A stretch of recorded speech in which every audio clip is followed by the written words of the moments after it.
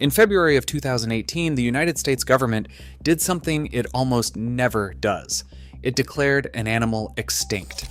The U.S. Fish and Wildlife Service removed the Eastern Cougar from the endangered species list, not because it had recovered, but because there was nothing left to protect. The last one on record was killed by a hunter in Maine in 1938. 80 years of nothing.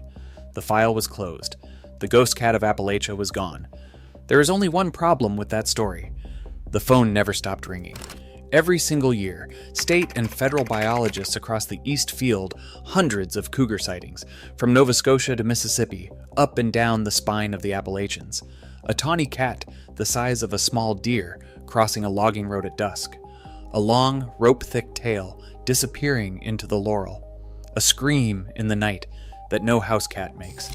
People who have hunted these mountains their entire lives swear on it, and they are not all lying, and they are not all wrong. Because here is the part that turns a tall tale into a genuine mystery. Some of those sightings are real, confirmed, photographed, DNA tested. So which is it? Is the animal extinct, or isn't it? The honest answer is stranger than either, and by the end you'll see why the question, are there cougars in Appalachia, doesn't actually have a yes or no answer at all. If you love a real wildlife mystery, the kind with actual evidence on both sides, go ahead and subscribe. It takes 2 seconds and it genuinely helps the channel. And tell me one thing while you're here. Where in the world are you watching from, and have you, or someone you trust, ever seen a big cat where there weren't supposed to be any? Drop it in the comments. I read them. Let's get into it. To understand the mystery, you have to understand the hole in the map, the absence the sightings are echoing into. Once, the cougar was the most widely distributed land mammal in the entire Western Hemisphere. It ranged across every state east of the Mississippi, from Michigan down through South Carolina, all through Appalachia. Painter, panther, catamount, mountain lion, ghost cat, every region had its own name for the same tawny predator, because every region had one. And then, in the span of a single century, the East erased it.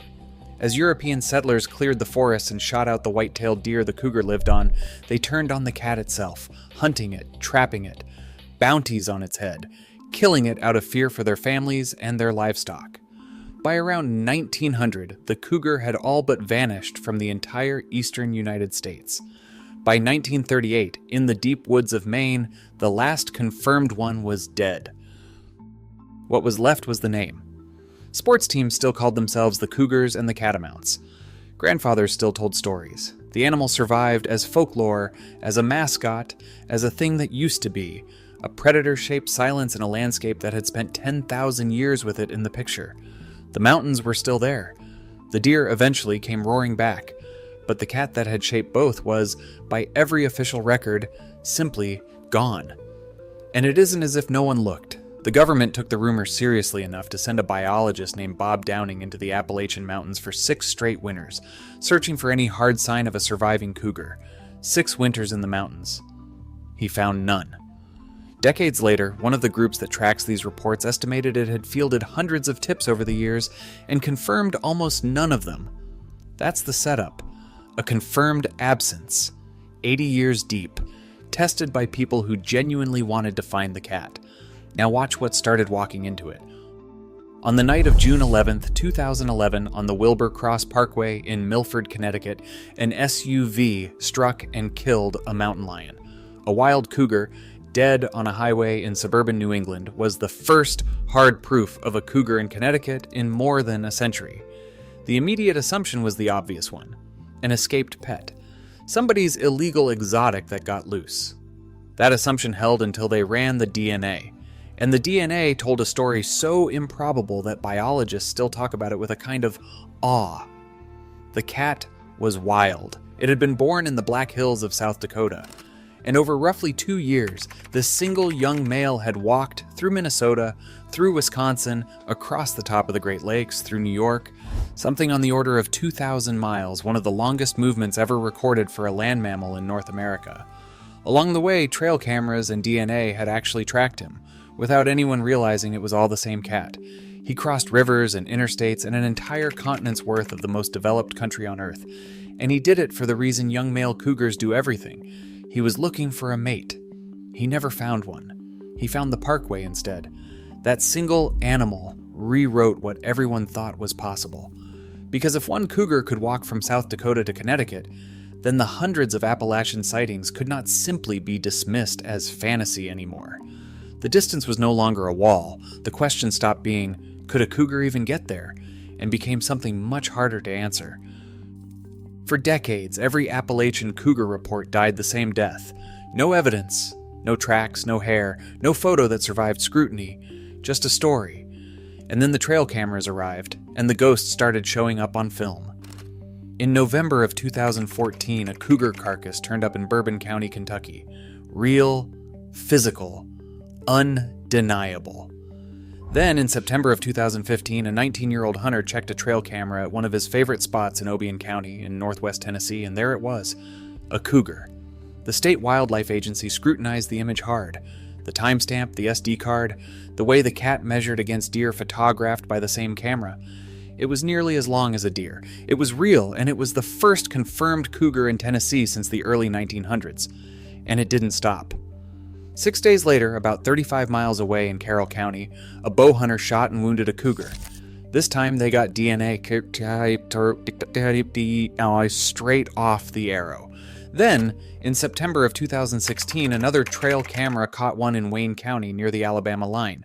In just about a year, cougars were confirmed, photographed, or sampled across multiple Tennessee counties on the western doorstep of Appalachia for the first time in 100 years. There's a pattern hiding in those confirmations, though, and it matters. Look at where they cluster.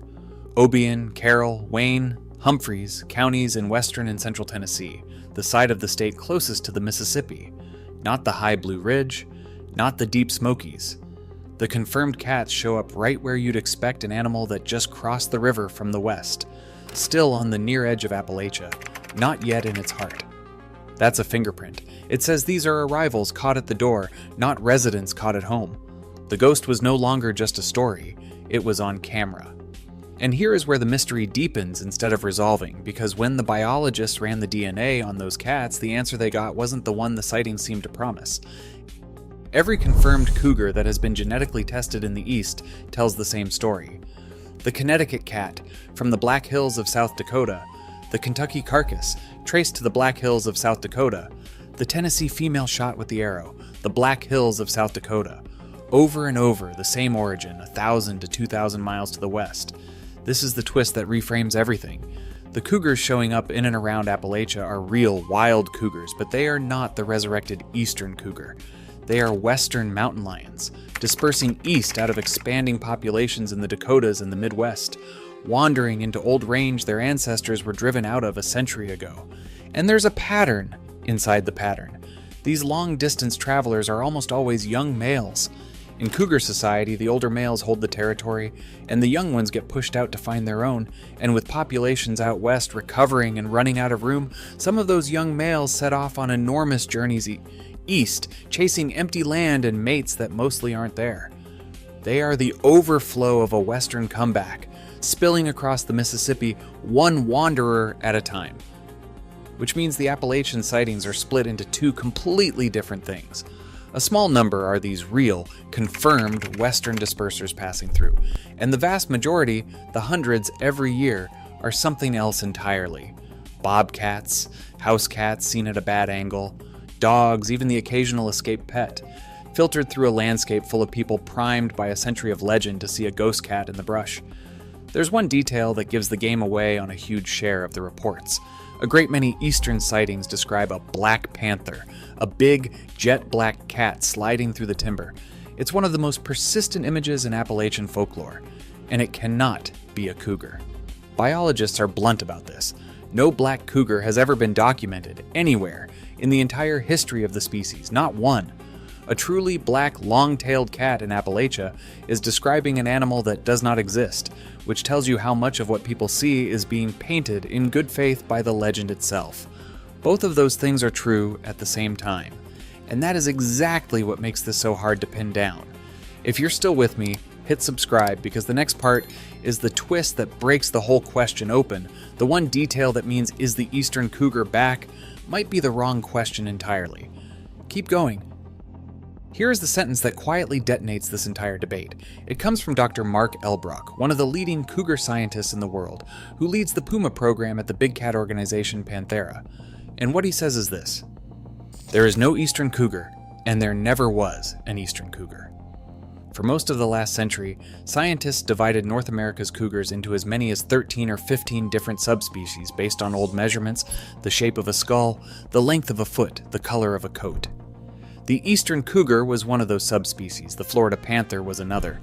But when modern genetic testing arrived, that neat map fell apart. The DNA showed that the cougars of North America simply are not different enough from one another to justify splitting them into all those subspecies. From the mountain lions of Washington state to the panthers of Florida, they're essentially one animal.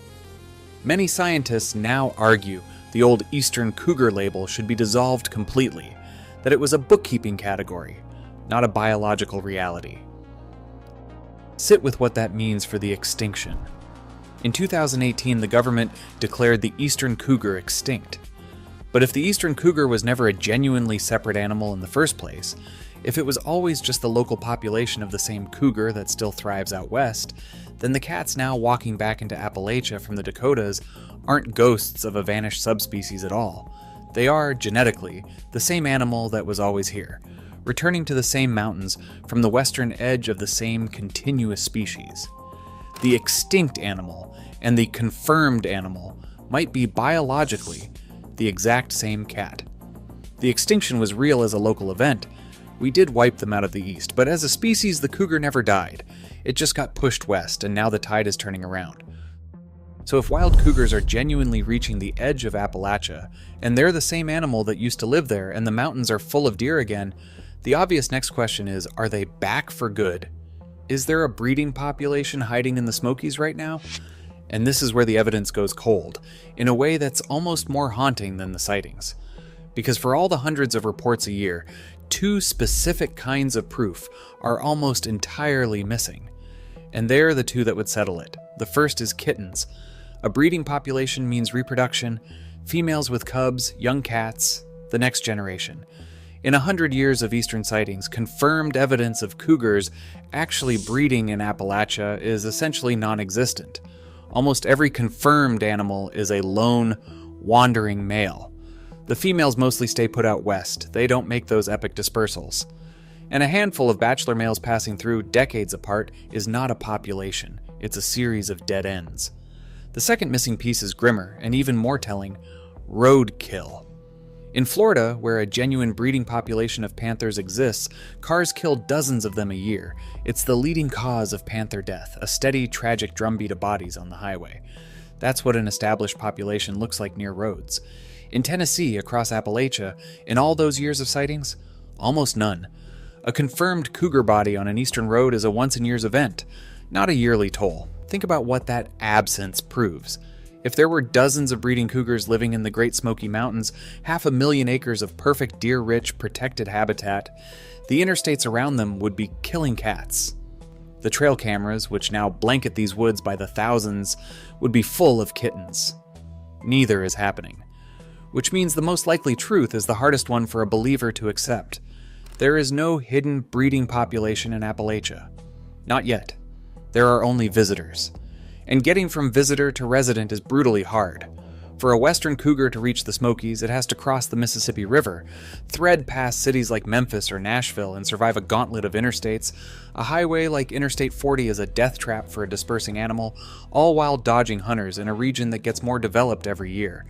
The very corridors a cat would need to move safely are shrinking. So the wonder isn't that so few make it, the wonder is that any make it at all. So why do the reports keep pouring in, hundreds a year, decade after decade, if the animal mostly isn't there? Part of the answer is the cats that genuinely are passing through, but the larger part is us, and it's the most human piece of this whole story. For over a century, these mountains have carried the legend of the ghost cat, the panther scream, the tawny shape at the field's edge, the story every grandfather tells. When you raise generations of people inside that story, in a landscape that really did once hold the animal, the mind does the rest. A bobcat at dusk becomes a cougar. A big house cat, 200 yards off with nothing to give away its scale, becomes a mountain lion. A dog, A deer in shadow, a fleeting shape, the brain reaches for the legend because the legend is already there. That's not mockery. The wildlife agencies are careful and a little sad about it, because the people reporting these cats are sincere, and some fraction of them are genuinely right. That's what makes it insoluble. You cannot tell a rural Appalachian who saw a long-tailed cat cross the road that they're wrong, because sometimes they aren't. The confirmed cases prove the ghost is occasionally solid, and the trend line only points one way. Western cougar populations are expanding. A breeding pair has been documented as far east as Nebraska. Every year, the front edge of that recovery creeps closer to the Mississippi, and every year, a few more young males make the crossing. The dispersers reaching Appalachia today may be the scouts of something larger, the leading edge of a slow, natural return that could, given enough decades and enough females, eventually put a real breeding population back in these mountains for the first time since the 1800s. Some conservationists are urging exactly that. Bring them back on purpose. Their argument is ecological, that a landscape overrun with white-tailed deer is a landscape missing its top predator, and that returning the cougar would thin the herds, ease the vehicle collisions deer already cause, and even curb the tick-borne disease that explodes when deer go unchecked. The cat, they argue, isn't just a ghost worth chasing. It's a missing piece the whole forest is quietly out of balance without. The sightings aren't going to stop. If anything, they're going to start being right more often. Step back and look at the shape of it. 2011, a cat crosses a continent and dies on a Connecticut parkway. 2014, a body in Kentucky. 2015, a photograph in Tennessee, then an arrow, then another county. 2016, another camera, near Alabama. Every few years, the ghost turns solid again, a little farther east, a little harder to explain away, and every year in between, the hundreds of unconfirmed reports keep the legend warm.